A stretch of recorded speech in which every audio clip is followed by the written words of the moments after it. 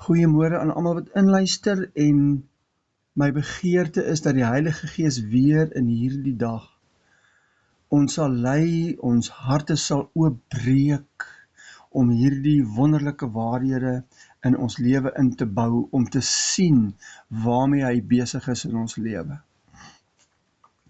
Ons begin by hoofstuk 2, vers 1. Ek is 'n narsing van Saron, 'n lelie van die dale. 'n Narsing is 'n pragtige, besonderse blom. Saron is 'n plein in Judea. Die narsing groei op die pleine in Judea. Hy sien haar as 'n narsing of hierdie lieflike roos. Saron kan ook vertaal word as his song.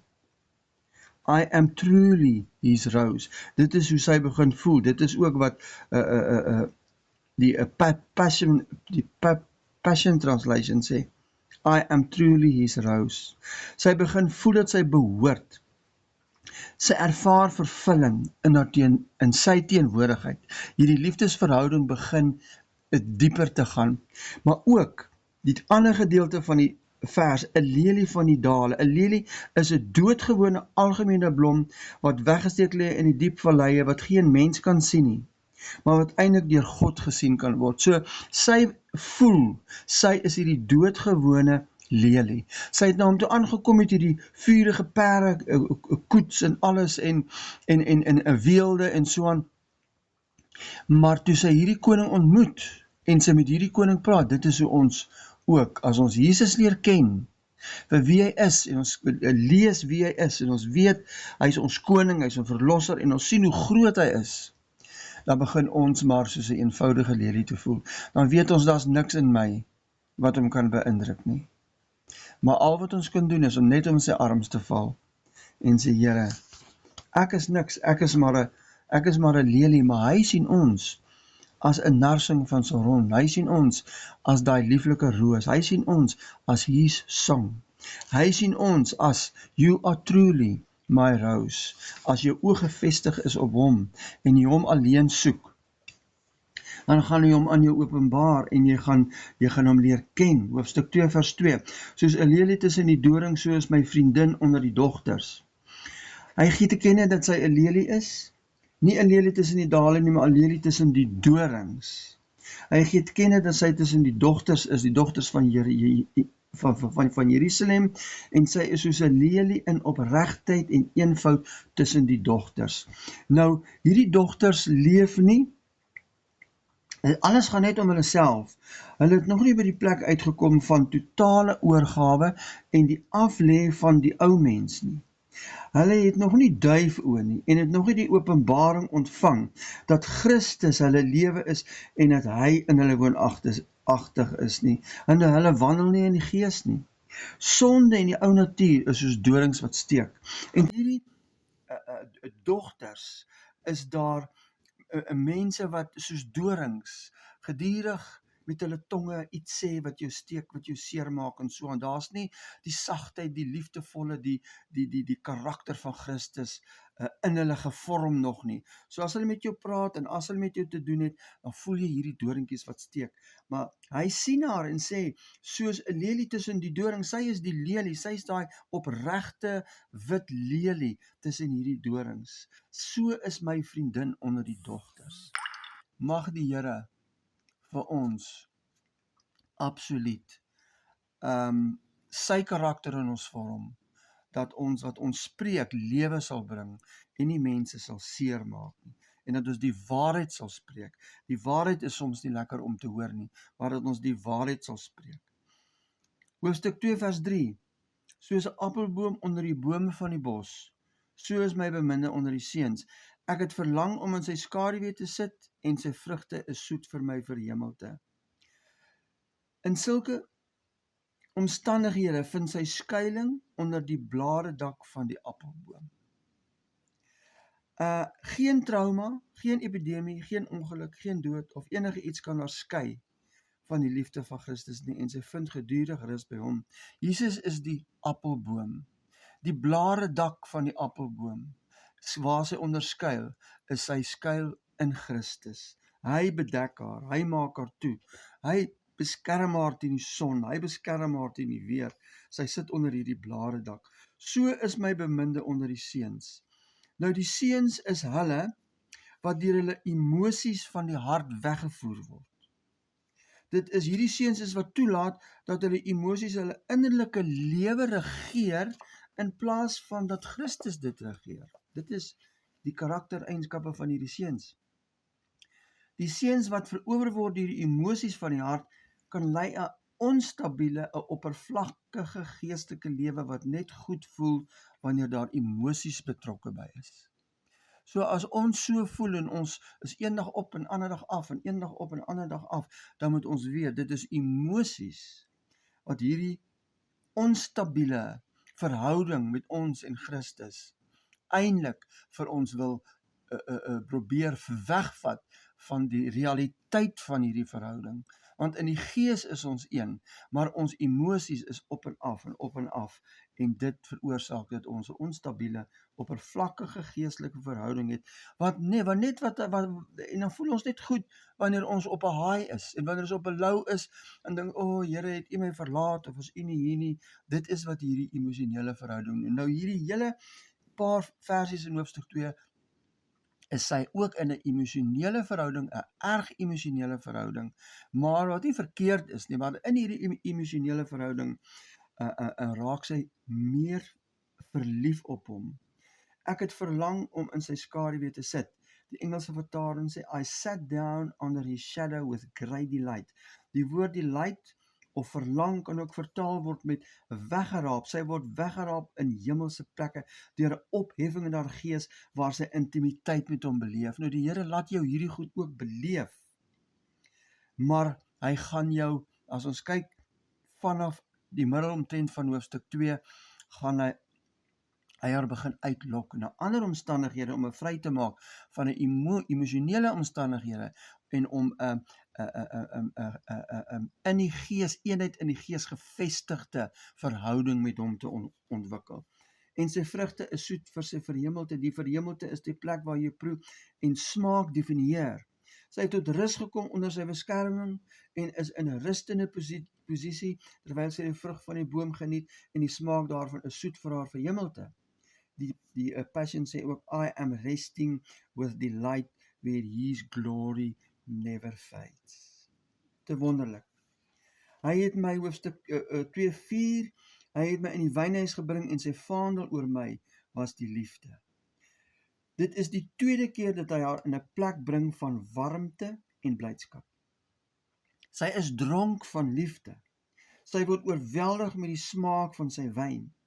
Sy ondervind wie haar beminde werklik is. Sy is oorstelp van sy liefde. Sy het al haar eie belange oorgegee en al wat haar interesseer is dit wat haar beminde interesseer. Dit is baie belangrik. Sy begin in sy belange belangstel. Sy is lafsiek oor hom. Daar is 'n groter bewustheid van alles wat die Here vir haar gedoen het en wat hy aan haar beskikbaar stel. Alles begin nou oor hom te gaan. Sy dink nie meer aan haar persoonlike belange nie, maar al sy belange word ook haar belange. Onthou, sy belange word nou haar belange. Sy begin stadig te draai na die regte rigting. Hier vind ook 'n omruiling van visie plaas. Hy raak haar fokuspunt. Sy fokus begin nie meer op haarself te fokus nie. Sy begin uitkyk na hom, uit te kyk met daai een oogduif na hom. Sy belange word haar belange. Hoofstuk 2 vers 5. Versterk my met rosynnekoeke, verkoop my met appels, want ek is krank van liefde. Nou as sy in hierdie diep emosionele belewenis van hom is hierdie aardse erdekryk nie goed genoeg om die kapasiteit van sy heerlikheid te hanteer nie. Daarom vra sy vir rosynnekoeke om haar te versterk. Nou rosynnekoeke het hulle daai tyd gebruik vir die versterking van die vlees. As jy, soos Dawid, na van sy oorloë of wat ook al, dan hy rosynnekoeke geëet en van die mense ook gegee as versterking van die vlees. Dis was rosynnekoeke gegee as versterking van die vlees. Hy vra vir rosynnekoeke as versterking van die heerlikheid van die Here oorweldig haar. Verkoop my met appels. Appels is 'n belofte van genade. want ek is krank van liefde. Sy is weggevoer in die gees en voel verdwaald in sy liefde. Hierdie oorweldiging van sy heerlikheid kan nie die vlees hanteer nie, daarom vra sy rozijnekoek en appels om haar vlees te versterk, want sy is in hierdie lafsiek toestand. Sy is lafsiek oor hom. Sy soek hom net heeldag, elke dag by haar. Hoofstuk 2 vers 6, laat sy linkerarm onder my hoof wees en sy regterarm my omhels. Haar linkerarm symboliseer die geheimenisse van sy genade. As jy 'n babietjie vashou, hou die mamma so met die linkerarm vas. Jy sien nie die linkerarm se werk nie, maar die linkerarm hou daai baba vas. Dit simboliseer die geheimenisse van sy genade en die aktiwiteite van sy genade, wat ons nie altyd kan sien en verstaan nie. Die linkerarm hou jy ook weg van struikeling, want jy word ondersteun in 'n liefdesgreep. Die regterarm is 'n simbool van sy versorging en sy vertroosting, waarmee hy ons vertroos, omhels ons, hy vertroetel ons, en dit is iets wat ons kan sien en is sigbaar in ons lewens. Die regterarm beskerm haar ook ten aanslag van die vyand, dit weer die aanslag van die vyand af, wat op haar geloods is. So die regterarm, ons sien daai beweging, ons sien daai handelinge van die Here, van sy regterarm, maar die linkerarm sien ons nie altyd raak nie. Dit is 'n arm van genade, wat ons nie altyd raak sien nie. Hoofstuk 2 vers 7, ek besweer julle, dogters van Jerusalem, by die gemsbokke of by die takbokke van die veld, om nie die liefde wakker te maak of op te wek voordat die liefde behaag nie. Ek besweer julle, hierdie besweer is 'n 7voudige herhaling van die woord sweer, as jy dit gaan opsoek in die Grieks. Dit beteken dat die beminde baie ernstig is in wat hy hier vir haar sê, vir die dogters van Jerusalem sê. Dit is vir hom absoluut belangrik dat die dogters van Jerusalem moet ag slaan hierop. Dogters van Jerusalem is hulle wat gek is oor opgewekte emosies en hulle bemoeienis daarmee. Hulle ken nie die diepe verhouding wat die Here Jesus jou bied nie. Eksterne opgewekte emosies wat jy in jou siel ervaar is vir hulle meer belangrik en sien hulle as 'n ervaring met die Here. Maar dis net tydelik van aard. Maar ken nie die diep innerlike eenwording in die gees met die Here nie. En dit is waar die Here hierdie maagd, jy wat jy luister, dit is waar die Here jou wil heen lei, nou daai diep innerlike eenwording in die gees, 'n stabiele verhouding wat nie op en af is nie, maar wat stabiel is. Hy sê eintlik vir hierdie dogters van Jerusalem, sê hy, ek besweer julle, om nie hierdie beminde wakker te maak, tydens haar liefdeservarings oomblik in my teenwoordigheid nie. Sy sal op haar tyd, wanneer sy reg is daarvoor, weer wakker word uit hierdie intense liefdeservaring, uit hierdie lafsiek toestand, waarin sy nou verkeer. As julle haar teëgaan, sal sy dalk verskrik van my af wegdraai, en dan moet ek weer jare neem om haar weer in my vertrouensposisie te kry.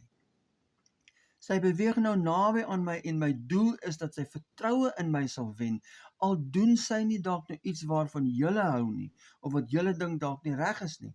Los haar uit en los haar in my arms. Sy's veilig. Mense, ons interfereer baie keer met mense.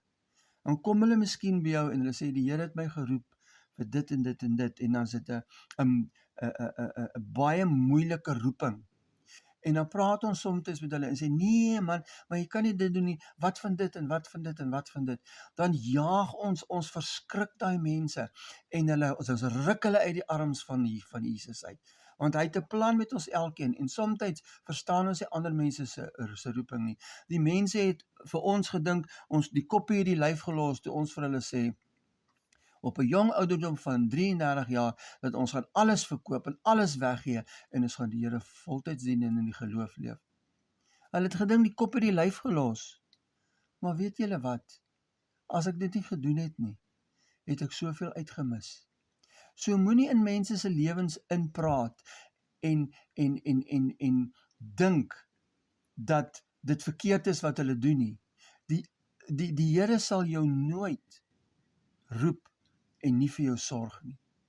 En baie keer is die moeiliker weg die meer vrugbare weg as die makliker weg. Nou as ons nou hierso kyk na hierdie eerste paar verse 1 tot 7 tot nou, dan sien ons hier was 'n baie diep emosionele verhouding en 'n emosionele ervaring.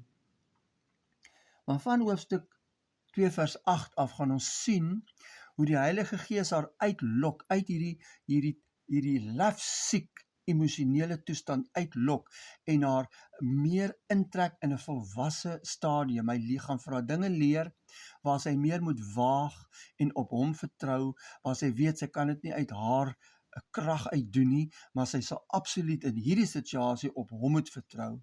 Sy is nog nie daar nie, maar ons gaan sien hoe hy haar uit hierdie lefsiek toestand. Lefsiek toestand is nie verkeerd nie, mense, maar dit is jou emosies is nie stabiel nie. Daarom wil hy jou in die geloof vestig in jou gees, en dan beleef ons nog soms hierdie lefsiek toestande en jy beleef die Here is nou baie naby aan my en jy beleef jy ervaar hom en dit is so wonderlik om daar te bly. Ons gaan sien sy bou sommer vir haar 'n ringmuur en sy wil hierdie uit die volgende paar verse en sy wil in hierdie toestand bly. Maar dis nie altyd die ideaal nie. Die Here wil jou geloof leer, dat in elke oomblik, ook in daai donker tye van jou lewe, hy ook teenwoordig is in jou lewe. Dit wil hy haar leer. Vader, ons kom aanbid U in hierdie oggend dat U soveel bemoeienis maak met ons. Dat U soveel tyd spandeer, so met 'n chirurgiese mes in ons werk om daardie vlees uit ons uit te sny wat nou soos tentakels binne in ons senuweestelsel ingeweef is. U is daai chirurg wat daai werk doen. En ons kom vra vanmôre vir U Vader dat U sal kom en dat U daai mes sal vat en dit U sal sny, alles sal wegsny wat nie U seun is nie. Totdat net Jesus Christus gestalte kry in ons lewe. Dis ons gebed. Dis ons begeerte, sodat die Vader verheerlik kan word en sodat Christus sigbaar kan word deur ons lewe. Ons bid dit in Jesus naam.